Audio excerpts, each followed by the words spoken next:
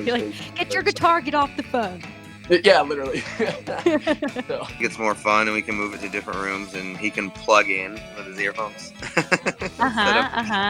of banging on the piano. It's the summer of fun on WTOV.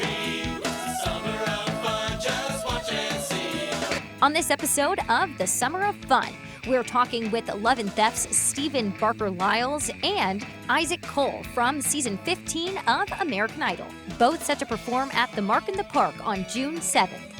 Those people that you want to sit down and have lunch with one day, and I just feel like all of the topics you've talked about in interviews, past and present, are just absolutely hilarious, some of them. I did find the cooking videos on YouTube. You did? Oh my I did. gosh. Those are like our hidden gem. Like, people, we did it so long ago, people don't, and that was before like TikTok. Like, we should probably like put some of that on TikTok. They're like kind of hidden on our YouTube page. Not on purpose, it's just kind of the way it worked out. But like, yeah, I feel like we should put those back out. And it was before Vine. It was before Vine was popular. And then there was that like eating with animals that went viral on YouTube. And all I kept thinking about was that. And then the fact that you got away with murder based off of what you had to eat and what your fellow band member had to eat. I destroyed his dish and he had to eat it. But he didn't eat the whole thing though, because he's a wimp. But yeah, and he made me like this gourmet meal. Yeah. Well, I thought it was a joke. I didn't know it was a joke, at first. And I paused the video when you made the drink with, what was it, vodka, milk, and ginger ale. And I paused the video and screamed to my coworkers, "Hey, has anybody had this drink?" And they were like, "Ew, no." Oh. And then I realized it was a joke. Yeah. Yeah. So very good content. I'm so glad you got to see that, because not many people have seen it, because we haven't reposted it. It's kind of like hidden down in our lower archives of YouTube, but it's still funny to me even when I watch it. I just want to kick off by talking about you and Eric, your partner, obviously, in your band, and what is happening now. So new music, and we'll talk about kind of the gap in between new and old, but what is happening now? So we've been working, we have a lot of shows this summer. I'm adding more like every day to the calendar. And so that'll keep us pretty busy. We have almost a new record EP kind of finished that we wrote and co-produced with each other. And we put out an album last year called Better Off, which is out there now, just independently. And then we got a call we were going to put this new stuff out, and we got a call from our old label we haven't been on, Curve Records, which has like Lee Brice and Dylan Scott and whatever, and Rodney Atkins and some other people. And we got a call from them, and they're like, we asked to get off that label a long time ago because they weren't putting out our music that we made, right? So they actually let us go, and then we put out Better Off, and then we get a call from the new music director, and he's like, "Hey, what happened to this album? I want to put it out. I can't believe we didn't release this." And we're like, we haven't been there for like 3 years. Yeah. So an album we made like 4 or 5 years ago, they actually put it out early this year, called Need to Breathe. What does that do for you? I think it mainly just brings attention to some more music. I mean, the thing is, when you record an album for a label, like we recorded those songs over a year and a half with dude that does the Eagles stuff, guy that did Alabama, Nitty Gritty Dirt Band. Like, we made them with some really big producers, and they spent a lot of money on it. And we thought the songs were never going to be heard. So we were kind of bummed, but we also didn't want to sit around and not put out music for the rest of our career. So when they agreed to put it out, we were just pumped, because we thought those songs would be shelved and lost and no one would hear them. We'll never make money off of it, but if one of those songs pokes its head out, it could help us book some more shows, or it's just nice to have those songs out there. And we have a song on there called Batman and Robin. Eric and I both have young sons, and we wrote it about being dads, and that song would have never been ever out there or heard if they hadn't put it out. So for us, I think we were just pumped, like, that they were not going to just put it on a shelf or in a Dropbox somewhere, whatever. So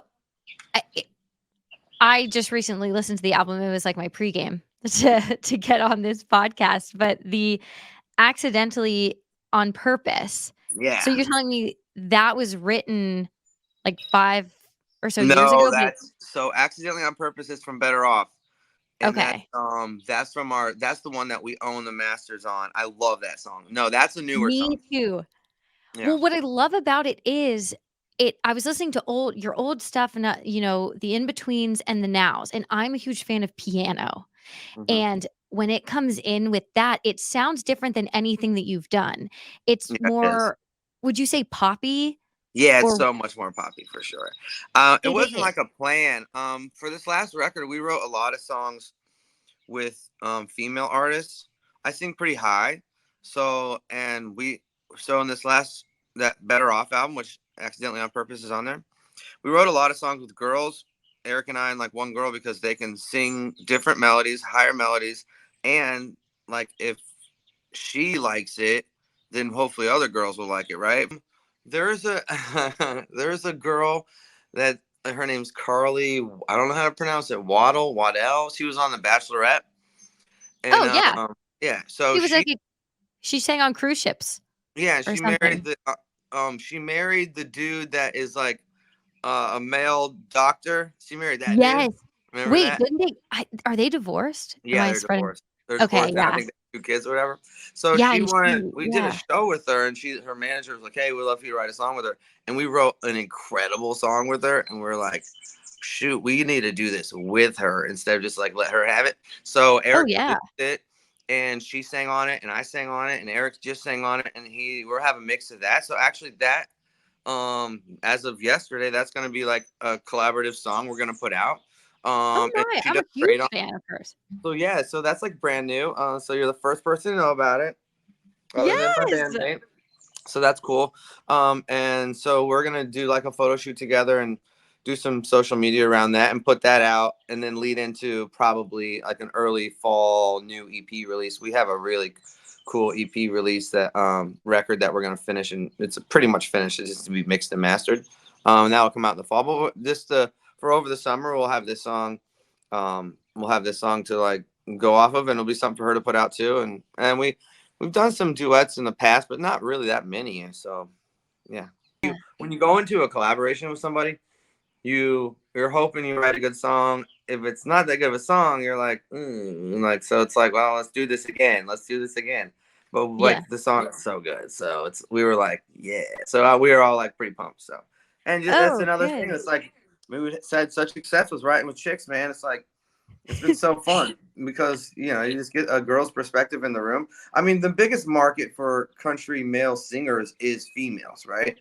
So Oh, like, for sure. why it's so funny? You got all these dudes in their room, and they're like, "Oh, this is what the girls want to hear." Like, "Oh, do they really, bro? Like, do they really want to hear that?" Like, let's Yeah, ask actual girl. you're right. Yeah. Girls crave this kind of music. It's this kind Yeah. of music that you can relate to, that you can sing and cry to, Yeah. all of Yeah. that stuff.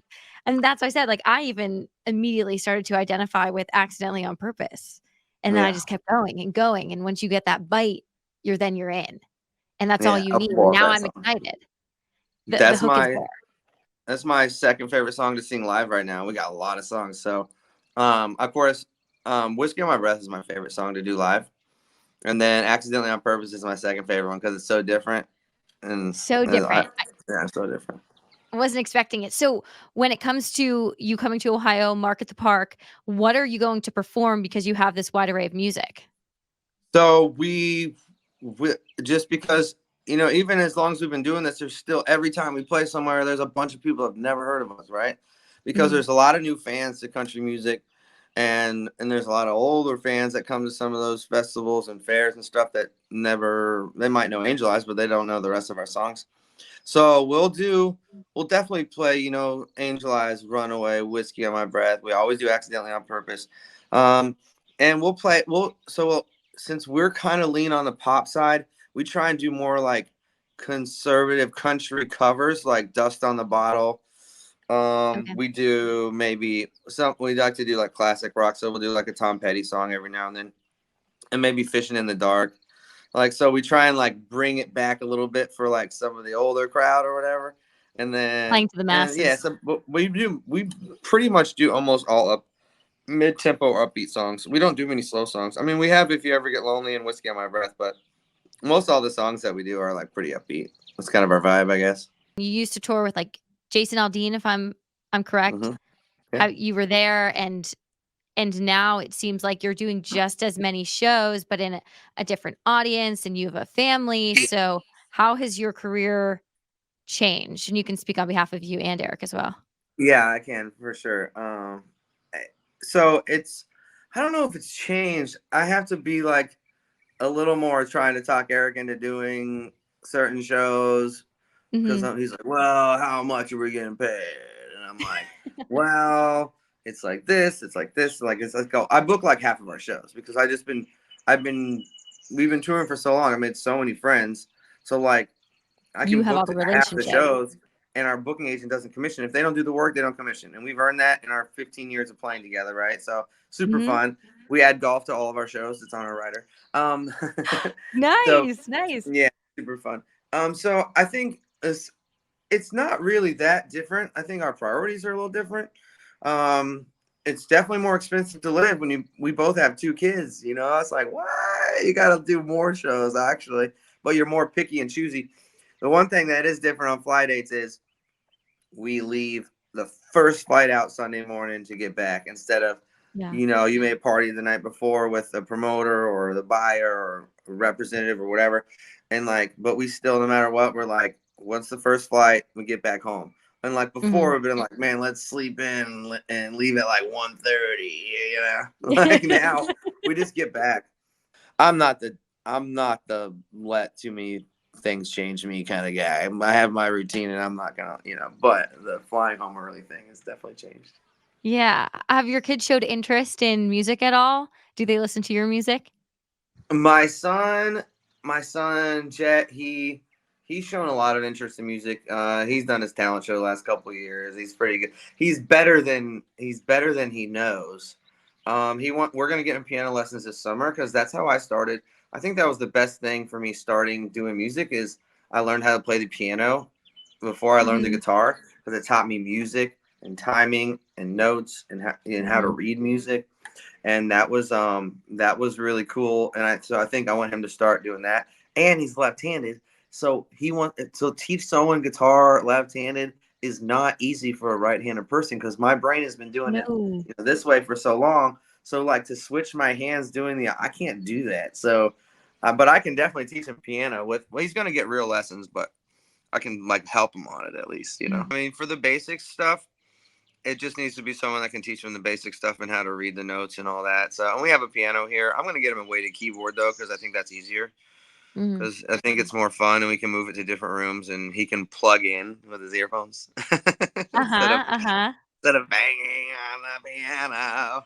Yes, yes. Your career has been so successful in all of these years. Sometimes artists only last 5 years or they only last 2 or they come back way later, but you have been consistent. What is the key to your success, do you think, and what advice would you give to someone looking for that success? That's a great question. I think for us as a duo, it's probably really hard for a lot of people because they can't see eye to eye on things. At some point, things they just don't get where they're going and they're not on the same page, right? Mhm. Eric and I are very, very, very close. Like we're like brothers. We have so much in common, but we're also have totally different personalities. Um, and so I think that's been important. But we've always had the same goals for us musically. We've always agreed on like pretty much most everything. And a lot of times if he doesn't agree or I don't agree, one of us will just like, hey, whatever, I'll just punt, like you can have that one Mhm. and we just let it go. I mean, golly, we've been in like maybe 2, 3 fights in 15 years. And that's a lot of time on the road. And that's a Yeah. lot. And most of the time it was alcohol involved. You know what I mean? So it's like, we just like get along. And the other thing to your question is we just keep it going. We haven't given up. We found ways to make it work. We found ways to book shows. We found ways to find partners, and we're making really music that we love and we're really proud of. So it's hard to quit something when we believe in it so much. And we've also seen like, like a band like Little Big Town. I mean, golly, like they were at it for 15 plus years before they even got a break. And everyone's like, oh, and Chris Stapleton. We've known about Chris Stapleton since I moved to town, but nobody else knew about Chris Stapleton until he had that one moment on the War Show with Justin Timberlake. Everyone's like, oh my God. And we're like, well, shoot, we've been going to see that dude at small bars for like 10 years. So, we're just staying steadfast. We're on the same page and we believe in what we're doing. And so we just keep it going. I love that. I love that. I would be remiss not to bring up one topic that has I don't know. gone absolutely viral. Um, I feel like you know what I'm about to say, but it was a while ago, October, when I feel like you opened up this podcast with Bobby Bones with the Mhm. fact that you are Steven in Hey Steven. Yeah. And at first I thought it was a joke. Is it a Uh-huh. joke or is that true in Taylor Swift's song Hey Steven? Well, I don't think she's a liar. And she called me the night we went to go to Walmart to buy the album at midnight and told me that she wrote a song about me. So, and it spells out love and theft in the hidden lyrics in the fearless, like in the liner notes, it spells out love. And she has the secret codes in all of her songs. So all the Yes. capital letters spell out love and theft in the lyrics to Hey Steven. No, me and her were really close for a while. She took us on our first tour. Before we even had music out, and the label was freaking out because they were like rushing, like we don't even have music out. And she's like, "Well, I want you guys to come out." So our first major tour was just acoustic opening for her, and it was right after her first album came out, and it was while the Fearless album was being made. So man, all these little kids and their grandparents and parents were seeing her for the first time. It was nuts. It was nuts. That And no, me and her were really close for a long time, and that's I'm crazy to glad me. we got to tour with her. Yeah. When naturally my key source when you start researching someone is Google and Wikipedia. So Mhm. just immediately typed in your name, and with it came Taylor Swift. And Yeah. now everything you Google these days comes with Taylor Swift after it. But when you click on it, that story comes up, and I mean, we have a lot of Swifties in the station, and they Okay. started going, "No, no." And I think that you need a little bit of justice because everyone knows that Back to December is about Taylor Lautner. Everybody knows that all of these songs are about John Mayer. And I think that your name needs to be out there more because your name's Steven. You are Steven. I think you need Yeah, to I wear a mean, t-shirt. I'm definitely that guy. I mean, You are there's Steven. no, and people ask me this all the time. When people don't believe me, I'm like, dude, just go look up the liner notes from her album. I showed this little girl the other day, and because she wanted me to sign her Hey Steven thing. I was like, did you Yeah. know it spells out love and theft in the liner notes in the lyrics of Hey Steven? She's like, no way, I cannot believe this. This is incredible. I And assume then she she didn't wasn't know from that there. all of her songs have different like well, at least I don't know how they do now, but like when Fearless album came out, it had but I mean, she called me and told me it was about me, and I went with her to Walmart anyways at midnight with her and her film crew to like go buy the album. So I mean, obviously I have nothing to Yeah. lie about. So, I Yeah. haven't I haven't done much. I mean, I've had people like, "Oh, you should record Hey Steven your own version." And I was like, I mean, I wrote her a song back in the day, back when we were like whatever we were. And I wrote her a Yeah. song. It's the only song I even have on either YouTube or Spotify that's under just my name. I wrote it for her at the same time. She called me. It's like, hey, I wrote this song about you. I said, that's so weird. I just wrote a song about you. So I actually recorded a song called Try to Make It Anyway about her around Yeah. the same time she wrote Hey Steven. Where can So, it be but found? do what? Where can it be found? It's on Spotify, and then there's a Okay. YouTube video of me at my farm, playing it. It's just me and a guitar, just sitting That's in a all you barn. need. That's all Yeah, you that's all I need. need. I mean, We Taylor's appreciate. saying that all the things in there, it is not a hate track. It is a love track. It's so nice. And And not as a many people get songwriter, that. as a songwriter myself, like I can really. That's like my favorite thing to do is write songs, and so I can appreciate even more because it's a well written song, Mm. and it's also really nice. And she put my name in it. It's like super cool. She could It's have spelled called it with a V if it wasn't about me, Yeah. She could have spelled it differently, but she didn't. She wanted you to know. You went and As bought she it did. together. She So was so cool. She was really cool to tour with, and she's very talented. I have nothing bad to say about her. She was awesome, man. We had a really good time. Just didn't work out. At the time, I guess I'm like 5 years older than her, but she was only like 18 and I was like 23, 24. And we were getting really close. And her parents, I think, got a little nervous. Oh no. And, Oh and I no. smoked weed back then, and weed was so bad back then. She probably smokes weed now. With Travis Kelce, there you go. Yeah, but I don't do that anymore. That's why I'm singing so good. Quit bumming cigarettes, and I don't smoke weed anymore for a long time ago. So I Well, there you just go. stick. That's your dare statement. Yeah. That's your dare statement for everyone out there. Don't do it, kids. If you want to be a good singer, don't Say inhale no. anything. There you go. Well, when you say that you like song lyrics and that you love writing songs, um, for the future, do you see yourself writing more, turning more to writing after, the singing career is over? You do plan on singing forever? Well, if Willie Nelson can do it this long, and he's still going, no, I want to do it as long. I could never not sing. I could never not keep on making music. And Eric and I, who knows how long that's going to go on. I will still be able to do shows just off of the songs we have now if we don't make any more. But I always want to play shows with Eric, and I'm always going to be singing. I mean, I'm writing songs all the time, so at some point, I'd love to put out a record of my songs. It's somewhere down the road. That's just Stephen Barker Lyle songs, like an album of that stuff. And so I'm writing all the time. As maybe when I get older, I'll probably do a lot more songwriting, and then do shows that make the most sense. Mhm. But I mean, I'm hopefully. I'm hoping that Eric and I at some point hit a part in our career to where instead of just going like this, which has been like this, and sometimes it goes up a little bit, but like I'm hoping that we have just a special moment somewhere, and people start to realize they find all of our old stuff and they like our new Mhm. stuff, and it skyrockets and it takes us to another level. Then I think Eric and I both believe in that, and that's why we're still doing it, right? Mhm. Hey, women might be the key. Yeah, maybe. Women, it might be the key, unlocking that portion of people. So there you go. Well, thank you so much for joining me. Anything else that you'd like to add for anybody listening, anyone who's might be coming to see you in Ohio coming up in June? No, just check out our music on wherever you stream your music, and yeah, check out our Better Off album is our newest one, and we own it. And then we have the Need to Breathe album now out too, which is so fun. I mean, so we have a lot of albums out now, which is like really fun because we have a great catalog that we put together of songs. So I mean, having 18 songs out in the last 12 months is like really cool. So yeah, I hope people just check out our new music, and if you like it, come see our show.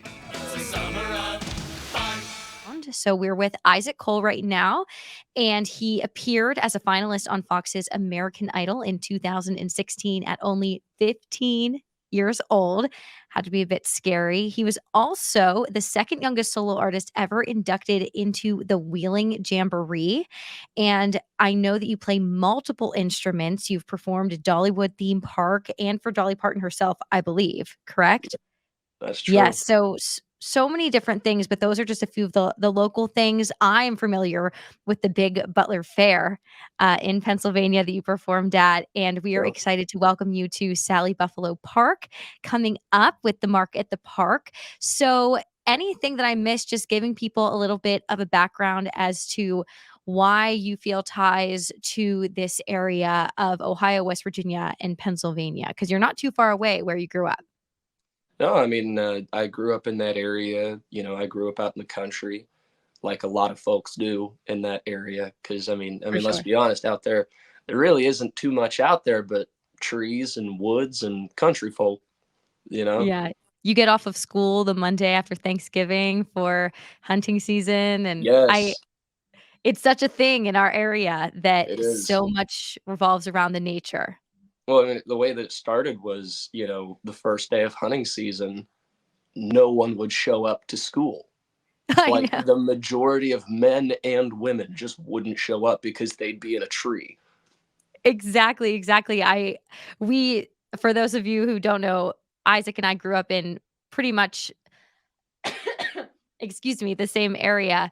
And I remember when I brought my first boyfriend home, my dad had to wake up at 3 a.m. because he forgot his hunting license at our house because he had just like come over for dinner, and he woke up my dad on his phone because he forgot his hunting license. And my dad was like, "What's the big deal? Can't he just get it tomorrow?" But it's a part of the culture, being out there in Yep. nature that first day. So, is that an inspiration behind a lot of the music that you sing and that you are performing? Yeah, I mean, it definitely has something to do with it because I mean, growing up out there, you know, I grew up listening to country music and hunting, and it's all like country music to me isn't just the music that I play or what I listen to. It's literally the lifestyle that I grew up on. I mean, heck, there's songs that I hear that come on the radio that were popular in like the 90s and the 80s and even the early 2000s.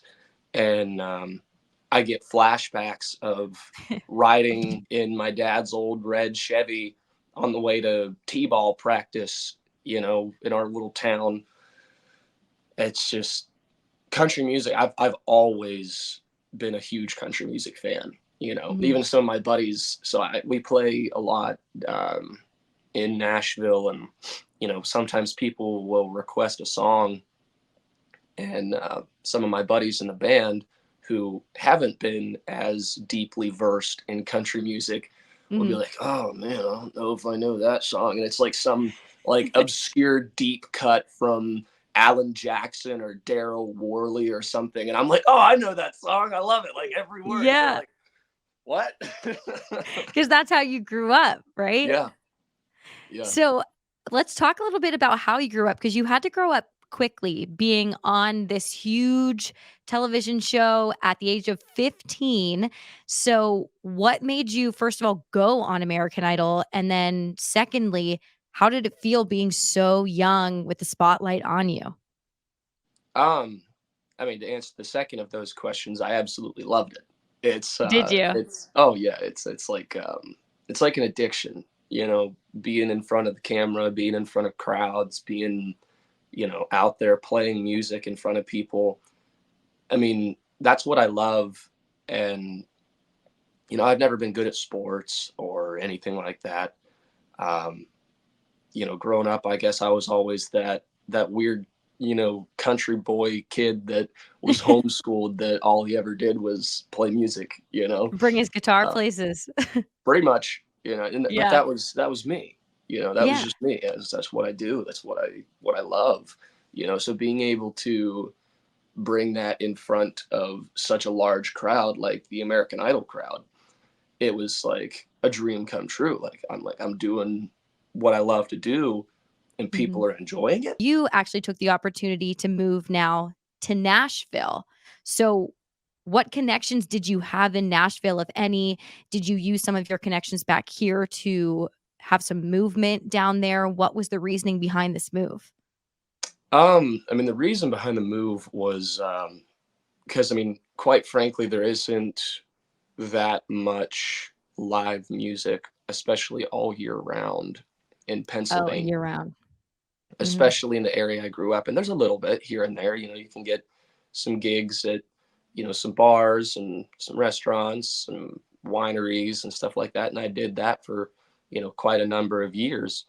Then, not too long after I moved to town, I applied for a job at Dollywood, and that was in 2019. Wound up getting hired for that job and working all the way through the 2019 season at Dollywood, and I got to play for Dolly Parton as well. How Uh, was that? What was that like? it was insane. The one day in particular, my boss, the band leader of the band that I was playing in, he approaches me about halfway through our day. We only had a couple more shows left to play, and he goes, "So Dolly's coming to the park today," and I'm like, "Oh, cool, yeah." And he's, I wasn't expecting anything. I was just like, "Oh yeah, nice, Yeah, nice. she's Maybe I coming. get to This see Dolly Parton. That would be cool, whatever. And 19 years old, I'm standing there. He Yeah. goes, He's a keyboard player and he's the band leader, but he also can play a little acoustic guitar. But that was my job, was playing acoustic guitar, banjo, fiddle, little mandolin, sometimes electric guitar. I was a utility. Okay, That's you what can do they it call all. that. I was, Yeah. That's a lot that's, of instruments right there. well, thank you. He approaches me. He goes, so she needs an acoustic guitar player. He goes, usually I would do it, but he goes, you're a bit of a more experienced acoustic guitar player than I am, and I want you to Oh do my it. goodness. At And I'm 19 like, years old. oh, I'm like, oh, okay. And so he hands me these charts. It was like 3 songs or something, and I'd never played them before. It was just a page with all these numbers on it. It's Nashville number system. It's like a universal system of numbers that is universal through all the keys, and then each number stands for a chord. Mhm. So he hands me these charts, and he's like, "Here's your chart. You got 4 hours to learn the songs before Dolly gets here. You can go home and practice this. You're off from here for the rest of the day, but we'll continue to pay you for the rest of the day. Don't worry, you'll get all your hours. Just go home, rehearse this, come back What's later." You what's know, going through your head? I mean, you're 19 um, years old and you just got told that you're going to play for Dolly Parton, who what's is going through also my head loved by was like, America, "Oh not my even just country. gosh." Yeah. Yeah, Yeah. I was like, nervous to not mess it up. I was like, "Oh my gosh, oh my Who was gosh." the first person that you called? Probably my parents. Your parents? Yeah, I was like, "They just asked me to play for Dolly. What the heck?" Yeah, You're it like, was "Get very your exciting. guitar, get off the phone."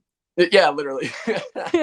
So, rehearsed it and everything, got the songs learned, got the charts, got everything comfortable, and I show back up, and I'm standing right around the area where I'm supposed to be waiting. There was news teams out. It was for the opening of the new section of the park. So there was news teams Okay. everywhere, cameras all over the place, and I'm standing backstage waiting. And it was an outdoor stage, and this van pulls up with butterflies all over it. It says Dolly all over the place. And Oh this my. guy that kind of had this manager vibe steps out, and he looks at me. He goes, "Isaac?" And I turn, I look, and he goes, Oh my gosh. so He I'm just like, gives you the okay. the come here finger. Yeah, just like the finger drawing, Oh So my. didn't even say a word after that, just walks over, and I look at him, he shakes my hand, just silent, just opens the door. It was kind of intimidating. Opens the door to the van, and there sits Dolly, just In right there. this van that says Dolly Parton with a bunch of butterflies on it. You would think it's it like a ploy, that, "Oh, this That van was should her. have Dolly in it, so it doesn't," but no, it was actually her inside. It was literally, yeah, that was her. She likes things very very vibrant, very Extravagant. glamorous, extravagant. Yeah. Um, So, did she then just introduce herself, say, oh "Hey," yeah. was there any talk? Oh yeah, yeah. See, I was told by my boss that I'm not allowed to initiate anything. I'm there to be professional, do my job, play the songs. If she wants to talk, she'll talk. So the door opens and she's sitting in there. She goes, "You must be Isaac. Get on up in here and have a seat with me." I'm like, She wanted to yes, talk. ma'am."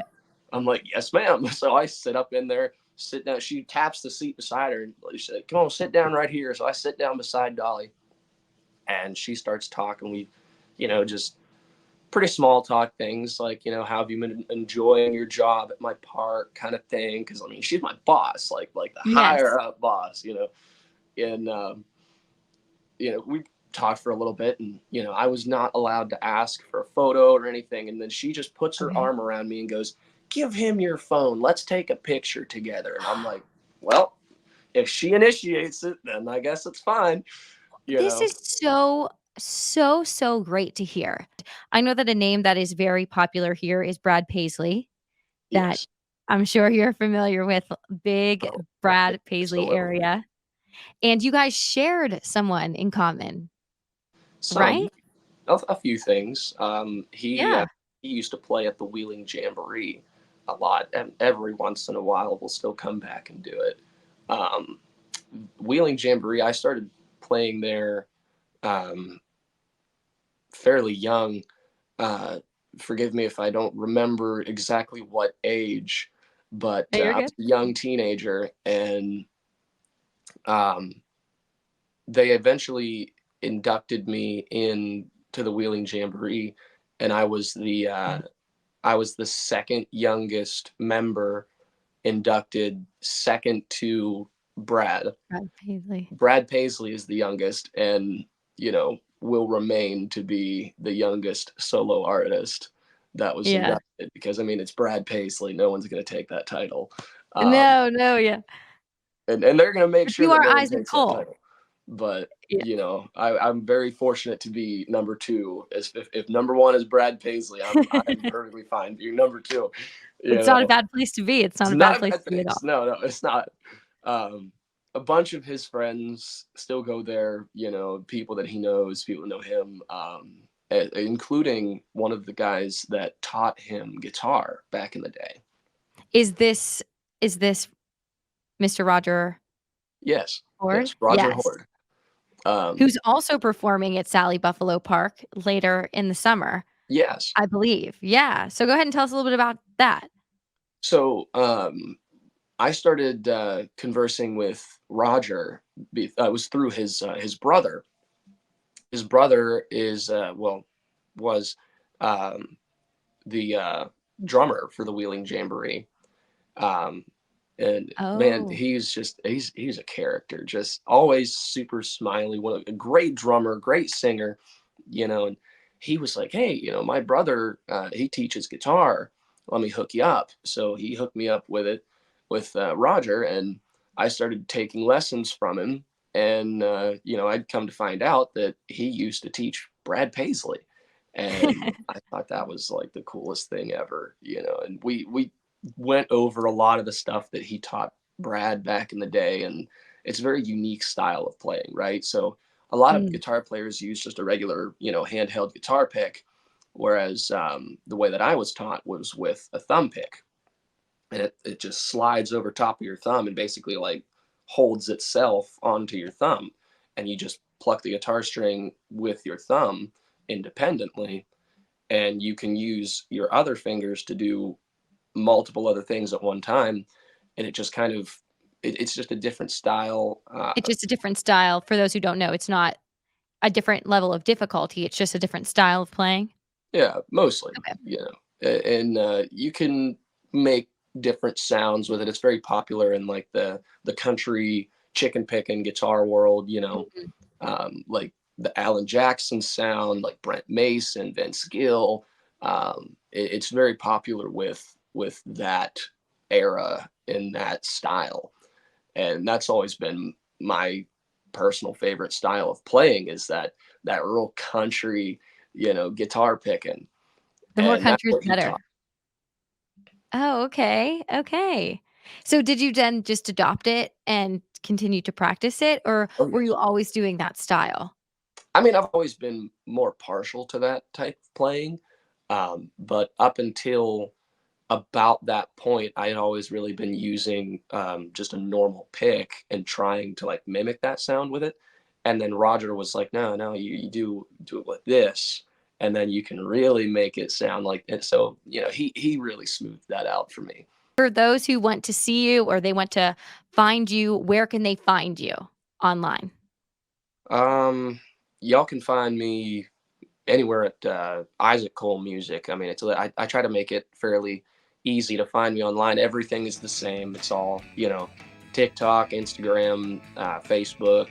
It's all Isaac Cole Music, and also my website. It's www.isaaccolemusic.com. And that'll do it for this edition of the Summer of Fun. Again, that was Stephen Barker Lyles and Isaac Cole, who you can see at Sally Buffalo Park at the Mark at the Park, June 7th. For more information, head to our website, WTOV9.com, and don't forget to like and subscribe for more episodes of the Summer of Fun.